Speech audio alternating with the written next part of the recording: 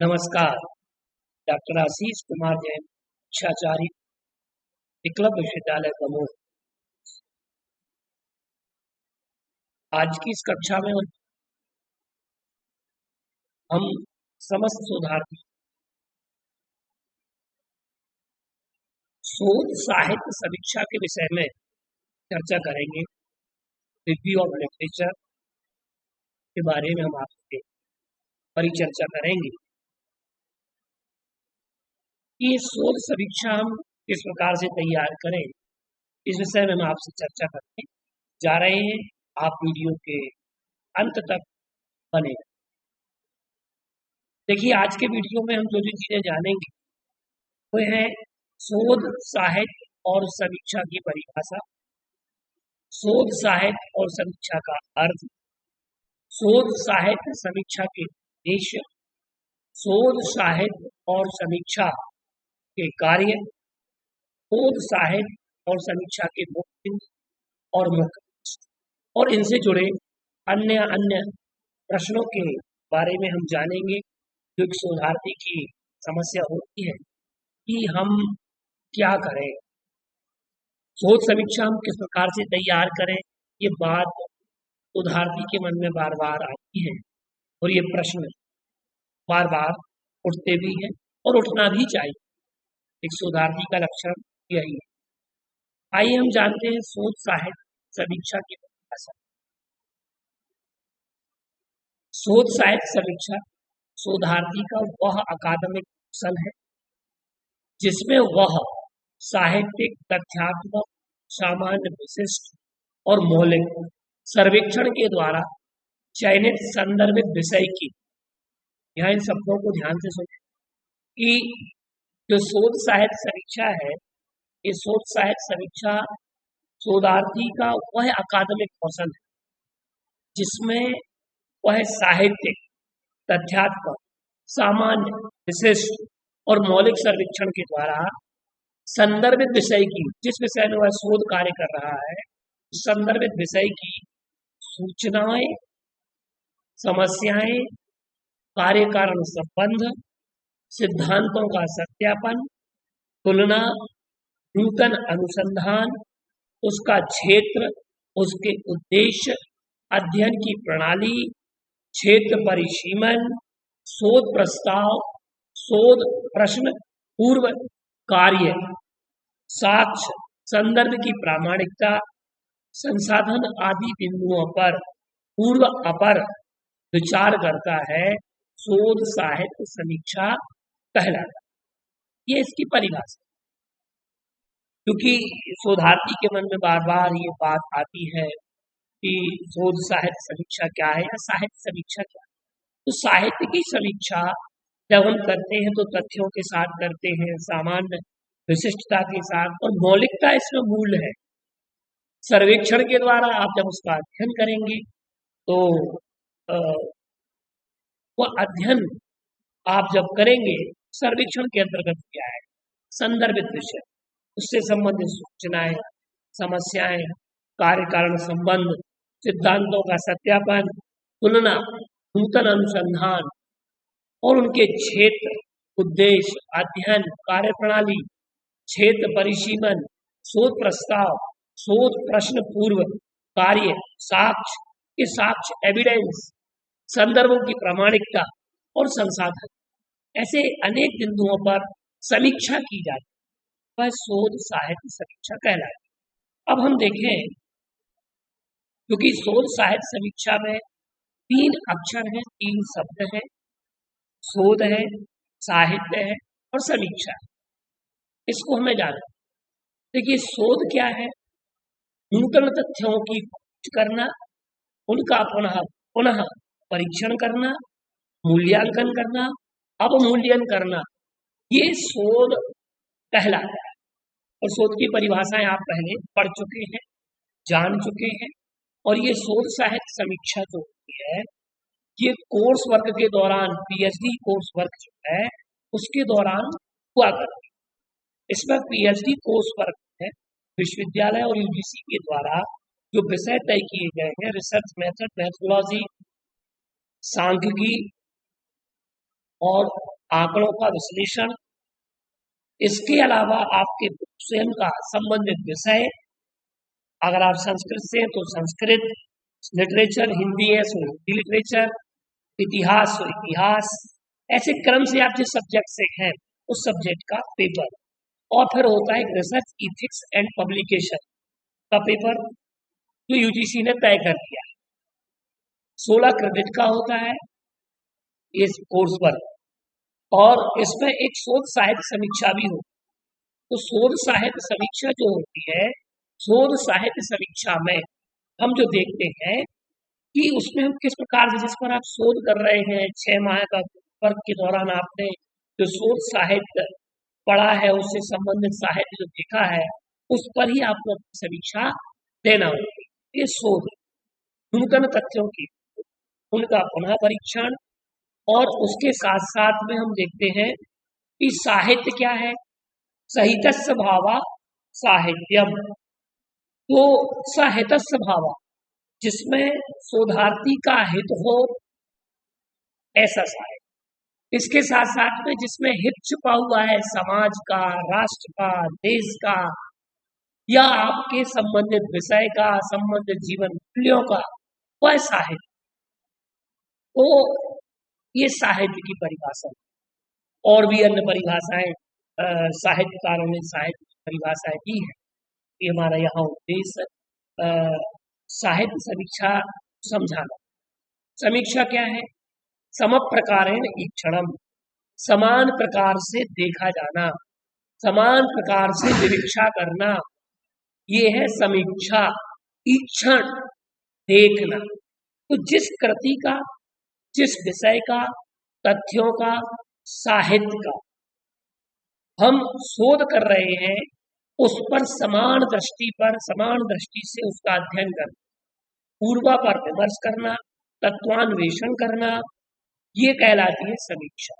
अब समीक्षा कैसे होगी? समान प्रकार से, सम्यक प्रकार से, समप्रकारेण सम्यक प्रकारेण ईक्षणम समीक्षणम। तो हठाग्रह, दुराग्रह, पूर्वाग्रह, ईर्ष्या, शत्रुता, मित्रता आदि से रहित होकर गुण दोष विमर्श करके शोध की भावी संभावनाओं की करना, निष्कर्ष तक पहुंचना समीक्षा कहलाता। अब देखिए, हठाग्रह, हम अपने ही सिद्धांतों पर अड़े रहे। पूर्वाग्रह से कई लोग ग्रसित होते हैं, शोधार्थी या शोध निर्देशक भी पूर्वाग्रही हो सकता है। ऐसा नहीं है कि शोधार्थी पूर्वाग्रही हो, शोध निर्देशक भी पूर्वाग्रही हो सकता है, शोधार्थी भी पूर्वाग्रही हो सकता है। तो शोधार्थी और शोध निर्देशक या समीक्षक, इनको कभी हठाग्रही, दुराग्रही, पूर्वाग्रही नहीं होना चाहिए। ना वर्ग विशेष के लाभ के लिए, जाति विशेष के लाभ के लिए, अथवा अन्य और भी कई असामान्यताएं समाज में देखने को मिल रही हैं, उन सारी असामान्यताओं का स्पष्टतया उल्लेख करने वाला शोधार्थी, समीक्षक, एक श्रेष्ठ समीक्षक, श्रेष्ठ शोधार्थी और श्रेष्ठ शोध निर्देशक विषय का अन्वेषण समान दृष्टि से करता है, उसे शोध की दृष्टि से करता है, समता की दृष्टि से करता है, ईर्ष्या और द्वेष के वशीभूत होकर के अगर शोध किया जाएगा तो हम यथार्थ निष्कर्ष तक नहीं पहुंच पाएंगे, उसमें मिलावट हो जाएगी। और अगर मिलावट हुई तो ये समझ लीजिए कि वो शोध सम्यक शोध तो नहीं हो सकता। चलिए, अब हम क्रम से बढ़ते हैं। शोध साहित्य समीक्षा के उद्देश्य क्या है, इस विषय को भी हम जान लें कि इसके किस उद्देश्य से शोध साहित्य समीक्षा की जाती है। तो अकादमिक शोध को बढ़ावा दें, जो एकेडमिक वर्क है, एकेडमिक रिसर्च है, और उसके लिए बढ़ावा दें। पूर्व शोध की आलोचनात्मक जांच और मूल्यांकन करना। पहले कई लोगों ने शोध किए, उन शोध पर क्या करना, उनकी जांच, मूल्यांकन। ऐसा नहीं है किसी ने शोध कर लिया तो प्रमाणिक हो गया, हो सकता है उन्होंने उस समय का शोध किया हो, उस समय वैसी परिस्थितियां रही हो। अब परिस्थितियां बदल रही हैं, परिवेश बदल रहा है, क्षेत्र बदल रहा है, सोच बदल रही है। तो आज की दृष्टि से हम पुराने तथ्यों का कलेक्शन, क्योंकि देखिए जो खोज होती है, खोज तो निरंतरता को लेकर के चलती है, सततता को लेकर के चलती है। तो उन आंकड़ों को हम उस समय से देख सकते हैं, क्योंकि इस पर विचार करना पड़ेगा कि शोध की प्रकृति क्या है, जो शोध कार्य आप कर रहे हो उसकी प्रकृति क्या है, उसका क्षेत्र क्या है। इन सब पर विचार करके ही आपको की आलोचना, जांच और मूल्यांकन करना। शोध की वर्तमान स्थिति का परिज्ञान, तो वर्तमान स्थिति क्या है शोध की, इस उद्देश्य को जानने के लिए भी साहित्य की समीक्षा की जाती है। शोध की भावी संभावनाओं पर निष्कर्ष, जो शोध है उस शोध की भावी संभावनाओं पर निष्कर्ष निकाला जाता है कि वह निष्कर्ष हमें हो सकता है कुछ अच्छी खोज हमारे सामने आ जाए, कुछ अच्छे परिणाम हमारे सामने आए। तो भावी संभावनाएं क्या है? आप जो शोध कर रहे हैं, साहित्य का शोध अथवा आपका डेटा संबंधी शोध, सामाजिक शोध हो, तो उस पर हम उस डेटा के माध्यम से हम तथ्यों के माध्यम से, तथ्यों के विश्लेषण के माध्यम से जो हम निष्कर्ष तक पहुंचेंगे, उससे सामाजिक हित हो सकता है। शोध कार्य की रूपरेखा की पृष्ठभूमि, निर्माण एवं मार्गदर्शन, ये उसका उद्देश्य है। जो शोध कार्य कर रहा है या जिस उस फील्ड में शोध कार्य करना चाह रहा है, तो उसकी पृष्ठभूमि साहित्य समीक्षा से बन जाती है, उसका मार्गदर्शन, मार्ग तय हो। शोध लेखन की विधियां, उपकरणों और दृष्टिकोणों का ज्ञान साहित्य समीक्षा करने से और साहित्य समीक्षा को लिखने से हमें पता चलता है शोधार्थी का कि शोधार्थी कितना ज्ञान उसने अर्जित किया है, कितना अध्ययन कर लिया है, उसे अध्ययन की कितनी और आवश्यकता है। हो सकता है उसके सामने नए नए दृष्टिकोण भी आ जाएं। तो ये उद्देश्य है साहित्य समीक्षा के उद्देश्य। इसके साथ साथ इसके कार्य क्या है, कार्यों पर भी हमें विचार करना है। तो चयनित अध्ययन क्षेत्र का के साहित्य का सर्वेक्षण, ये सबसे बड़ा कार्य है। सर्वेक्षण करना, आपने शोधार्थी ने जो साहित्य चुना है, जो सब्जेक्ट चुना है, उस अध्ययन का, उस सब्जेक्ट का क्षेत्र क्या है, उस क्षेत्र से संबंधित साहित्य का कलेक्शन करना, उसका सर्वे करना, उसको पढ़ना, ग्रहण करना, उसका ज्ञान, ये मूल उद्देश्य इस साहित्य समीक्षा का है। साहित्य समीक्षा का उद्देश्य केवल मात्र यह है कि आप एक किसान की भांति आप अपना क्षेत्र देख लें कि आप कितने बड़े खेत में कार्य कर रहे हैं, कितने बीज लगेगा, कितने दाने लगेंगे, क्या क्या व्यवस्था है। तो आप एक क्षेत्र है, एक खेत है, उस खेत को आप जब तक आप देखेंगे नहीं, तब तक आपको पता नहीं रहेगा कि इसमें कितनी मात्रा के बीज लगना है, कितना खाद उर्वरक लगना है, कितना पानी इसमें देना पड़े। जहां पर जुताई हुई है, कल्टीवेटिंग जो सिस्टम हुआ है, वो पूरे जमीन को उसने स्पर्श किया है या नहीं है, कहीं बीच में रह तो नहीं गया, कितनी गहराई तक कल्टीवेटिंग हुई है। तो ये सारी चीजें उस खेत को, उस कृषक को पता होना चाहिए। खेत की स्थिति उस किसान को पता है। ठीक इसी प्रकार से शोध का क्षेत्र है, और शोध के क्षेत्र में आपका दृष्टिकोण बृहद होना चाहिए। और दृष्टिकोण बृहद कब होगा?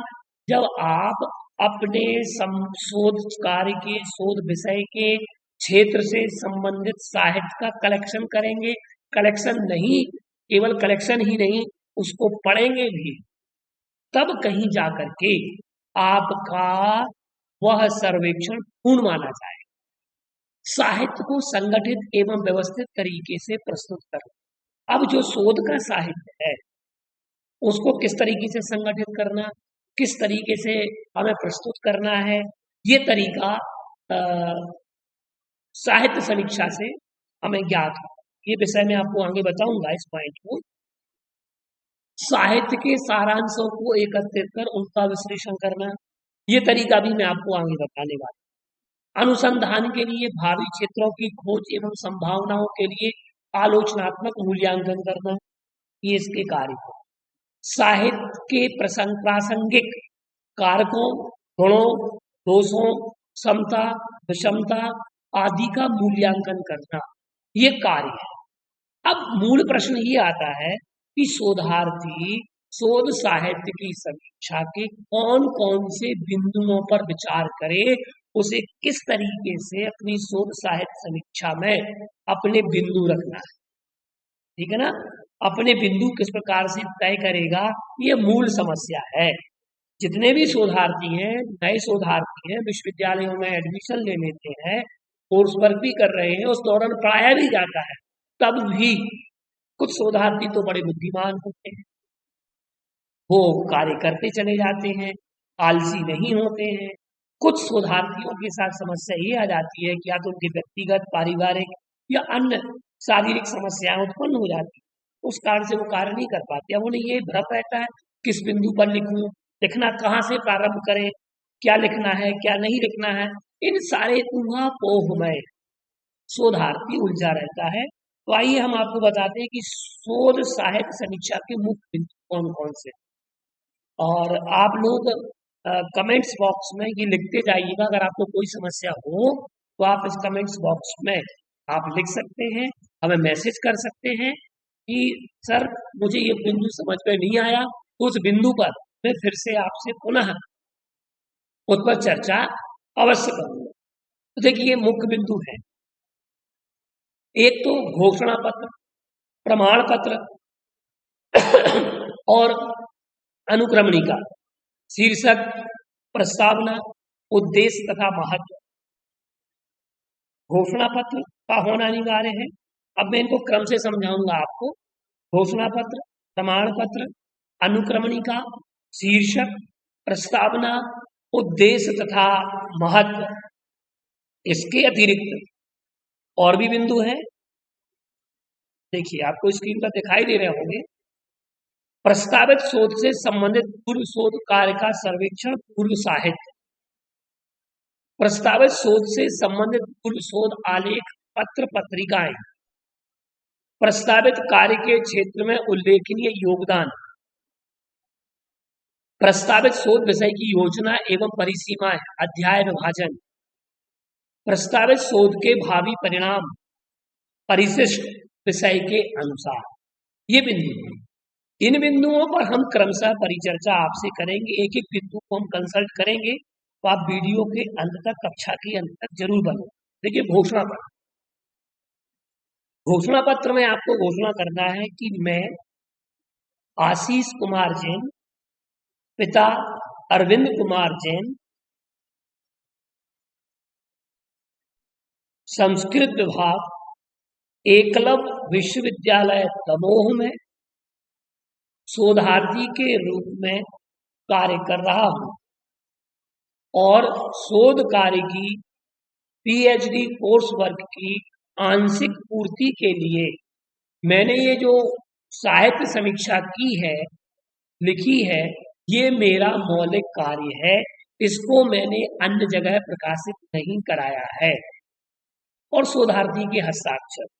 फिर प्रमाण पत्र जो शोध निर्देशक आपको देगा, विभाग आपके एचओडी, आपके विभाग का एचओडी आपको प्रमाण पत्र देगा कि ये इनका मौलिक कार्य है और इन्होंने संस्कृत विभाग के अंतर्गत, हिंदी विभाग के अंतर्गत, फाइन आर्ट विभाग के अंतर्गत, संगीत कला विभाग के अंतर्गत, या आपका जो भी विभाग, ठीक है, आप अपने अपने विभाग के अंतर्गत उसको लिख सकते। फॉर्मेट है और फॉर्मेट आपको दे दिया जाएगा, ठीक है। मैं बॉक्स में फॉर्मेट डाल दूंगा, क्योंकि अलग अलग विश्वविद्यालयों के अलग अलग फॉर्मेट इसमें चलते हैं। तो आप अपने एचओडी से, अपने गाइड से इस विषय में संपर्क कर सकते। अनुक्रमणिका, आप जो शोध साहित्य की समीक्षा कर रहे हैं उसका अनुक्रम क्या है? हो शीर्षक, प्रस्तावना। तो आइए हम अब शीर्षक को कंसल्ट करते हैं कि शीर्षक क्या है। शोध का शीर्षक वह संबंध या पद है जो संपूर्ण शोध का प्राण तत्व, आधार तत्व, सार तत्व होता है। शोध का शीर्षक सबसे मूल है, इसीलिए शोधार्थी शीर्षक का चयन करने के पूर्व आप अपने शोध निर्देशक से, विभाग अध्यक्ष से, संबंधित विषय के विशेषज्ञ से आप जरूर समझें। शोध का शीर्षक वह संबंध या पद है जो संपूर्ण शोध का प्राण तत्व, आधार तत्व, सार तत्व होता है, जिससे विषय का परिचय, उद्देश्य, संबंधित शोधात्मक तथ्यों का मूल्यांकन और जानकारी का ज्ञान होता है या उसकी जानकारी का ज्ञान होता है। शीर्षक है, देखिए टाइटल ऐसा हो जिससे सारा विषय उसमें आ जाए। जिस प्रकार हमारे शरीर में मस्तिष्क, सिर, मुखमंडल से व्यक्ति के बाह्य व्यक्तित्व का ज्ञान हो जाता है, वैसे ही शोध के शीर्षक से ये पता चलता है कि ये किस विषय से संबंधित है, उसका संबंध क्या है, पद क्या है, उद्देश्य क्या है और इसके अंदर क्या क्या विषय वर्णित हो सकते हैं। तो व्यक्ति उसको खोल करके देखेगा। जैसे आप बुक का टाइटल देखते हैं और आपके मन में एक सस्पेंस, एक जिज्ञासा आपको जागृत होती है कि इस पुस्तक को पढ़ना चाहिए। ठीक इसी प्रकार से आपके शोध का शीर्षक आपकी रुचि के अनुरूप, आपके शोध निर्देशक के अनुरूप और विषय की उपलब्धता के अनुरूप आपका शोध का शीर्षक होना चाहिए। आप उस विषय पर कार्य कर सकते हैं या नहीं, इसका पूर्व अपर विचार अवश्य करें। ये शोध शीर्षक। अब आपके मन में विचार आ रहा होगा कि हम इसको फ्रंट पेज कैसे बनाएं। देखिए फ्रंट पेज की मैं डिजाइन आपको बता दे रहा हूँ। अलग अलग विश्वविद्यालयों के अलग अलग डिजाइन है। मैं आपको यहाँ एकलव्य यूनिवर्सिटी दमोह मध्य प्रदेश का एक डिजाइन आपको बता दे रहा हूँ, क्योंकि पिछले वर्ष के शोधार्थियों ने जो बना करके दिया और विभागों ने बना करके दिया था। तो देखिए इसमें प्री पीएचडी कोर्स वर्क 2023 यह सत्र का आपको उल्लेख अवश्य करना है। जिस सेशन में आप चल रहे हैं उस सेशन का नाम आपको डालना है। जिस सेशन में आप रजिस्टर्ड हैं पीएचडी में, उस सेशन का नाम आपको अवश्य डालना है। शोध साहित्य समीक्षा प्री पीएचडी कोर्स वर्क 2023 शोध साहित्य समीक्षा, ये आपको लिखना है।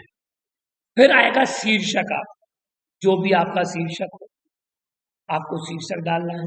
फिर शीर्षक के नीचे आएगा एकलव्य विश्वविद्यालय दमोह मध्य प्रदेश की पीएचडी की उपाधि की आंशिक पूर्ति हेतु प्रस्तुत साहित्य शोध समीक्षा या शोध साहित्य समीक्षा। ठीक है, शोध साहित्य समीक्षा। फिर आपको एकलव्य विश्वविद्यालय का ये लोगो डालना है। लोगो आपको दिख रहा होगा शायद।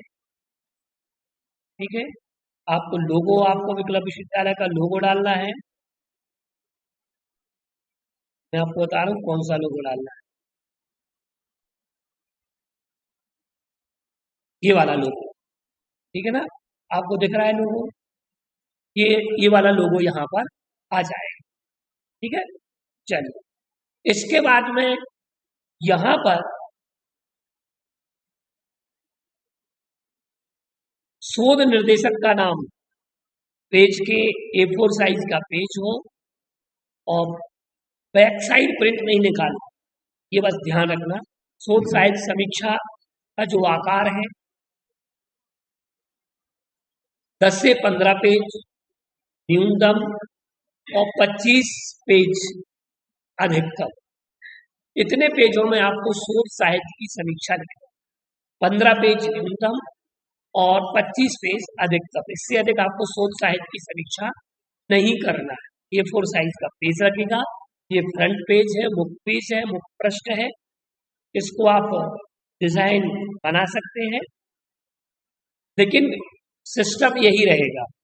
फिर एक साइड में शोध निर्देशक का नाम, दूसरे दूसरे साइड में शोध छात्र का नाम, जो स्पेलिंग आपकी आपने फॉर्म भरते समय लिखी है वही स्पेलिंग में। फिर संकाय, कला एवं मानविकी संकाय, या आपका बेसिक एंड अप्लाइड साइंस का संकाय है, अथवा मैनेजमेंट, एजुकेशन, जो भी है। फिर विभाग का नाम, और यहाँ शोध निर्देशक में शोध निर्देशक का नाम आ जाएगा। और ये जो कि आप यहाँ अपने विश्वविद्यालय के अनुसार भी आप लिख सकते हैं। अगर एचओडी का कहीं कहीं एचओडी का नाम भी लिखता है, क्योंकि शोध निर्देशक उस समय तय नहीं हुए होते हैं, अलग अलग नियम हैं, उन नियमों को आप फॉलो करिए, ठीक है। या आपने अपने विभाग के जिस प्रोफेसर के अंडर में कार्य कर रहे हैं, निर्देशक के रूप में कार्य कर रहे हैं या मार्गदर्शन दे रहे हैं, या आपकी शोध की कक्षाएं ले रहे हैं, उनका नाम आप लिख सकते हैं। लेकिन यद्यपि ये सब सारी चीजें आप अपने निर्देशक से कंसल्ट कर लें, ठीक है। लेकिन शोध निर्देशक, शोध छात्र, संकाय, विभाग, इस तरीके से आपको कार्य करना। अब हम बात करते हैं अनुक्रमणिका की, जो मैंने बात कही। देखिए, अनुक्रमणिका में क्या करना होता है, जिसे विषय सूची भी कहा जाता है, जिससे पुस्तक अथवा ग्रंथ के संपूर्ण विषय का ज्ञान समय की बचत के साथ अध्याय और पृष्ठ क्रमांकों सहित हो जाता है। इससे अनुमान लगा लिया जाता है अनुक्रमणिका से। तो ये शोध विषय की अनुक्रमणिका है, ठीक है। अब आप देखिएगा कि अनुक्रमणिका, आप प्रस्तावना में क्या लिखेंगे, ये भी आपके जो विचार आता है कि अनुक्रमणिका में क्या लिखें सर, और प्रस्तावना में क्या लिखेंगे। तो देखिए, आप जिस फील्ड में काम कर रहे हैं, आपका रिसर्च जिस विधा का है, आप उसके महत्व को लिखिए, वहां से आप प्रस्तावना तैयार करें, जिसे प्रस्तावना, विषय प्रवेश, भूमिका, पृष्ठभूमि कहा जाता है, जिसमें संबंधित विषय का समग्र परिचय दिया जाता है। आप अपने विषय का, आप अपने टॉपिक का परिचय इसमें देंगे। जिस टॉपिक पर आप कार्य कर रहे हैं, आपने साहित्य की समीक्षा की है, आपका रिव्यू है, उस रिव्यू का जो टॉपिक है, उस टॉपिक से संबंधित उसकी पृष्ठभूमि आप तैयार करेंगे, जिसमें सारे कंटेंट, आपके शोध के समस्त कंटेंट इसमें आ जाए। तो प्रस्तावना ऐसी तैयार करना कि उसको पढ़ करके, क्योंकि इसको आपको प्रस्तुत भी करना होता है, शोध साहित्य समीक्षा प्रस्तुत होती है और इसका एक वायवा होगा, तो वायवा भी होता है। तो उस वायवा में आपको बोलना है, बताएं, सारी चीजें प्रेजेंट भी करना है। अब बात आती है उद्देश्य और महत्व की। आप जिस विषय पर शोध कार्य कर रहे हैं, उस विषय का उद्देश्य, लेने का उद्देश्य क्या है, उसका महत्व क्या है। सामान्य रूप से आप इसकी सैद्धांतिक, सत्यात्मक, तथ्यात्मक, व्यवहारिक उद्देश्य लिख सकते हैं। आपके उद्देश्य क्या है, उसमें अपनी समस्या भी लिख सकते हैं कि आपने शोध विषय का चयन करने का उद्देश्य क्या है। ये सारी चीजें इसमें आ जाएंगी। फिर महत्व में आएगा शोध की, आपको इसमें शोध का सामाजिक महत्व बताना होगा कि सोशल इफेक्ट क्या है, सोशल रिस्पॉन्स क्या होंगे इसके। फिर लिटरेचर वाले रिस्पॉन्स क्या होंगे, कल्चरल रिस्पॉन्स क्या होंगे, सांस्कृतिक, राष्ट्रीय, national, international, economic, moral, ethics, ethical, और लाइफ वैल्यू। तो जो सामाजिक महत्व है आपके विषय का, साहित्यिक महत्व है, सांस्कृतिक महत्व है, राष्ट्रीय, अंतरराष्ट्रीय महत्व है, आर्थिक महत्व है, धार्मिक महत्व है, नैतिक, जीवन मूल्यांकन। अब आपके विषय पर भी निर्भर करता है कि आप उसको विषय का महत्व किस प्रकार से उसमें लिखते हैं। ये हो गई उद्देश्य एवं महत्व की। अब हम बात करें मूल बात, शोधार्थी को जिस पर कार्य करना है, ये मुख्य बात है। यद्यपि सारे बिंदु ही मुख्य हैं, लेकिन आपको क्या करना है कि प्रस्तावित शोध से संबंधित शोध कार्य का सर्वेक्षण आपको देना है, उसके पूर्व साहित्य का उल्लेख आपको करना है इस बिंदु के अंदर। तो प्रस्तावित शोध विषय या उससे संबंधित विषय पर जो शोध कार्य संपन्न हुए हैं तो उनका समग्र उल्लेख इस बिंदु के अंतर्गत किया जाता है। और अगर शोध कार्य संपन्न नहीं भी हुए हैं तो उसका उल्लेख करना है और उससे संबंधित शोध साहित्य का उल्लेख अवश्य है। ये दोनों बिंदु हैं।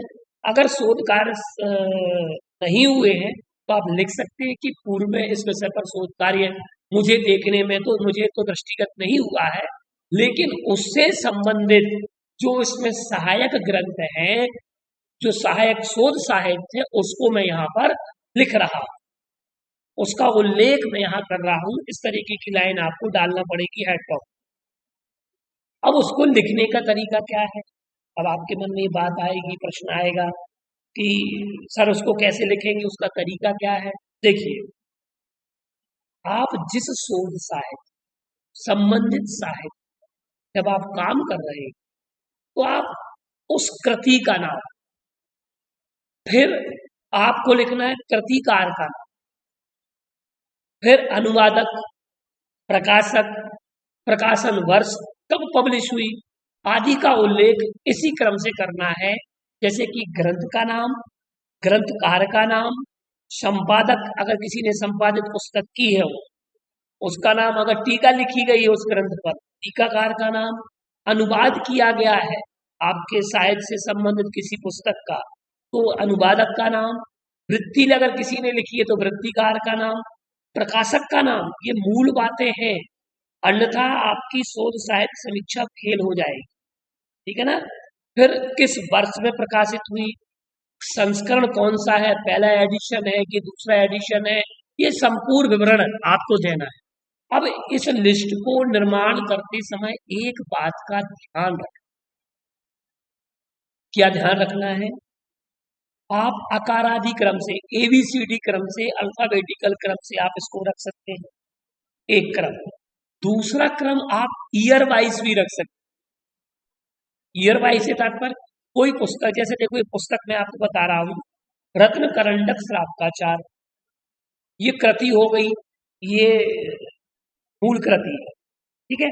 अब ये किसने लिखी, इसके लेखक कृतिकार कौन है, ये ग्रंथ का नाम हो गया, ग्रंथकार कौन है, आचार्य समन। अब इसके अनुवादक डॉक्टर पन्नालाल साहित्याचार्य, कहाँ से प्रकाशित है, प्रकाशक कौन है, बरनी गुरुकुल जबलपुर, किस सन में प्रकाशित है, 1990 में, ये मैंने लिखा। तो आप इसी क्रम से आप अपने शोध साहित्य की समीक्षा करेंगे और इनकी विशेषता भी बताते जाएंगे।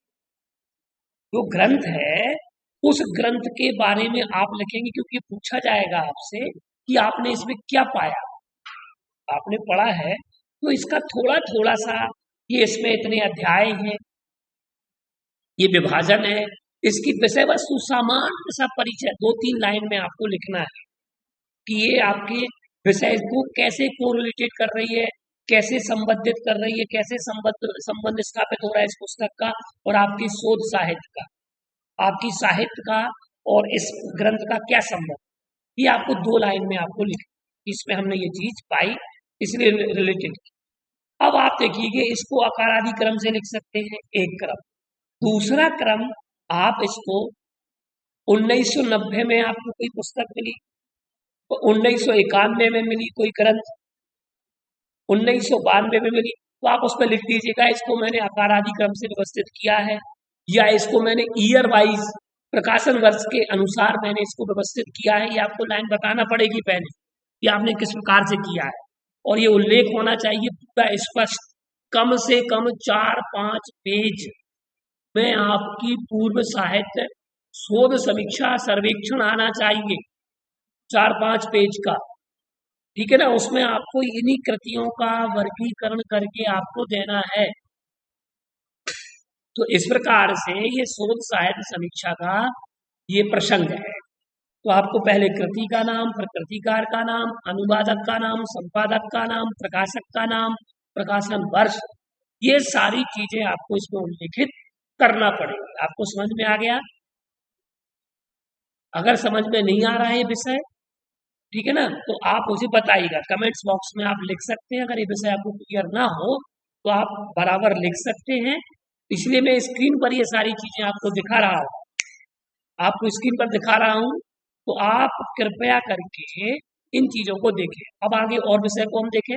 ये बात क्लियर हो गई कि आपको 4 से 5 पेज पूर्व सर्वेक्षण आपको लिखना है, ग्रंथों के नामों को इकट्ठा करना है और उसकी डिटेल्स भी आपके पास हो, बहुत अच्छा। चलिए अब हम आगे बढ़ते हैं। प्रस्तावित शोध से संबंधित पूर्व शोध आलेख, पत्र, पत्रिका। देखिए, शोधार्थी का ये कर्तव्य है कि वो कोर्स वर्क के दौरान अपने संबंधित साहित्य से संबंधित विषय पर आधारित जो शोधात्मक पत्र पत्रिकाएं हैं, प्रकाशित पत्रिकाएं हैं, उन पत्र पत्रिकाओं में प्रकाशित शोध आलेख है, उनको पढ़ना उसको अनिवार्य है। उससे उसकी लेखन कला में निखार आता है। समस्या उन्हें आती है जो शोध पत्र नहीं पढ़ते हैं, शोध पत्रिकाओं को नहीं पढ़ते हैं, उन्हें ही लिखने में समस्या आती है, या जो थीसिस नहीं पढ़ते हैं। हाँ देखिएगा, एक बात और बता दूं मैं इस बिंदु के अंतर्गत, अगर आपके विषय से संबंधित कोई थीसिस भी है तो थीसिस का नाम उल्लेख आप कर सकते हैं, यहाँ पर उनका सारा विवरण दे सकते हैं, उनके विभाग का नाम दे सकते हैं, ठीक है। और कुछ आपको लेटेस्ट शोध पत्रों का भी विवरण देना है और साहित्य का। भाई आप 2024 में आप रिसर्च कर रहे हैं तो आपको 2020 से लेकर के 24 के बीच जो लेटेस्ट शोध हुए हैं या उससे संबंधित शोध हुए हैं, उनका विवरण भी आपको देना अनिवार्य है। तो ये विवरण आपको देना अनिवार्य है और आपको ये कार्य करना है। अब आइए हम संबंधित पत्र पत्रिकाएं, तो उन पत्र पत्रिकाओं को जब तक आप पढ़ेंगे नहीं तो आपके शोध लेखन में निखार नहीं आएगा। लेख का शीर्षक मुख्य है, जब आप उसका विवरण करेंगे तो लेख का शीर्षक, पत्रिका का नाम, उसके संपादक का नाम, उसके प्रकाशक का नाम, प्रकाशन वर्ष, उनका अंक, एडिशन कौन सा है, और ISSN नंबर, ये भी आपको उल्लेखित करना है। तो शोध के शीर्षक से क्लियर हो जाएगा देख के कि इसमें आपके विषय से संबंधित है या नहीं। तो आपके 2-3 पेज में ये बन जाएंगे और 2-3 पेज, 3-4 पेज की आपकी हो जाएगी। कुल मिलाकर के 6-7 पेज आपके ऐसे इसी पूर्व शोध साहित्य से संबंधित विषय सामग्री आपके पास उपलब्ध हो जाएगी। अब आपको ये बताना है कि आपने जो साहित्य समीक्षा की है वो किन किन क्षेत्रों में कारगर है, विभिन्न क्षेत्रों में उसकी क्या क्या उपादेयता है, उसका सहयोग क्या है, अवदान क्या है, और उसके साथ साथ उसका योगदान क्या है। तो शोध के क्षेत्र में जो अवदान है, उस अवदान में जैसे सामाजिक क्षेत्र है, साहित्यिक क्षेत्र है, सांस्कृतिक क्षेत्र है, राष्ट्रीय क्षेत्र है, अंतर्राष्ट्रीय क्षेत्र है, आर्थिक, धार्मिक, नैतिक, जीवन मूल्यात्मक, और भी आपके प्रस्तावित विषय से संबंधित और भी क्षेत्र हो सकते हैं, तो उनको आप इसमें एडिट कर सकते हैं। ये तो मैंने मुख्य आपको दृष्टि देने के लिए बताया है। अब बात आती है कि प्रस्तावित शोध विषय की योजना और परिसीमाएं, अर्थात उनका अध्याय विभाजन करना, जिससे विषय को स्पष्ट कर सके, शोध की रूपरेखा आपकी सरल हो सके, क्योंकि इस लिटरेचर रिव्यू के बाद में आपको अपनी सिनॉप्सिस भी तैयार करना होती है। तो ये एक प्रकार से सिनॉप्सिस की पृष्ठभूमि है। आप इसमें कुछ अगर त्रुटियां हो भी जाएंगी तो आपका सिनॉप्सिस आपका अच्छा बनेगा, इसलिए इस पर भी आप मेहनत करना शोधार्थी को आवश्यक है।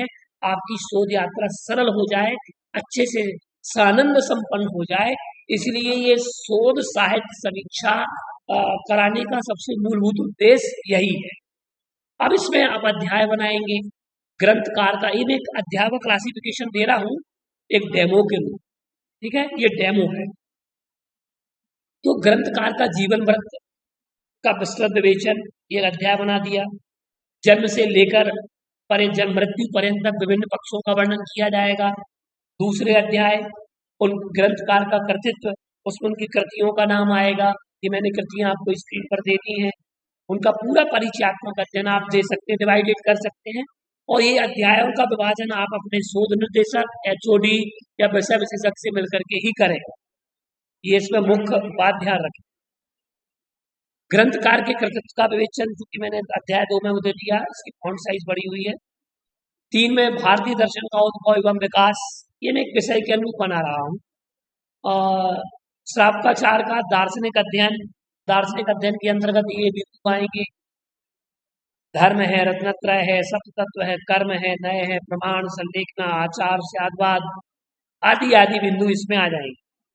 फिर उपसंहार भी आपको करना है। फिर प्रस्तावित शोध के भावी परिणाम क्या आएंगे, उससे जो निष्कर्ष आएंगे, प्राप्त होंगे, उनकी संभावनाएं आपको व्यक्त करना है।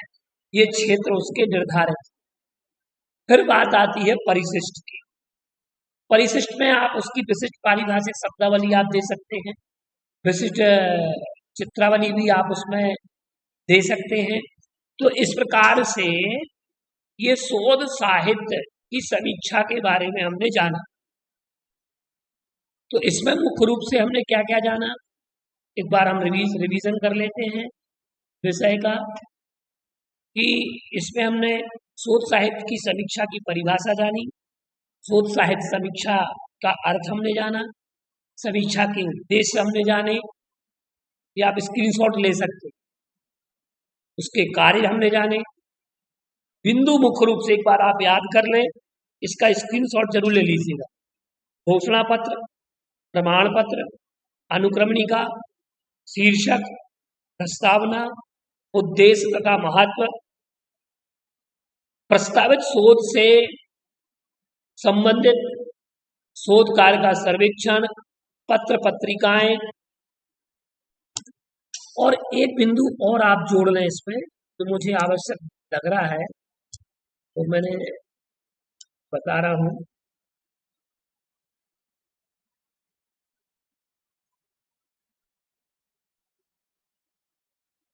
आपने जो इसमें शोध विधि प्रयुक्त करेंगे, क्या आप इसकी शोध की विधि, किस विधि से आप शोध संपन्न करेंगे, तो उस विधि का उल्लेख भी आपको करना, प्रयुक्त विधि का। कौन सी विधि? प्रयुक्त शोध विधि।